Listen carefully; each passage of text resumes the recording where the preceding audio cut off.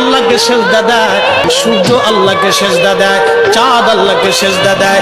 নবী বলেন সাহাবীরা তোমরা কি জানো সূর্য কোথায় যে ডুবে যায়? সাহাবীরা বলেন আল্লাহ রাসূলু আলাম, আল্লাহ জানে এবং নবী ভালো জানে।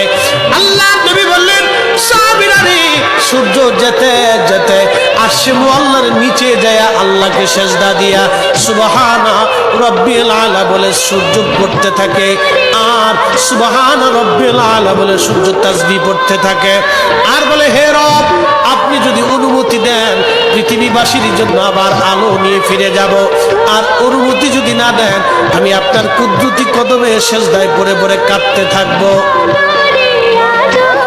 আল্লাহ নবী বললেন সূর্য থেকে আমার রব অনুমতি দেওয়ার কারণে সকালবেলা তোমরা সূর্যের আলো পাও, কিয়ামতের পূর্ব সময় অনুমতি দেবে না, দেবে না, দেবে না।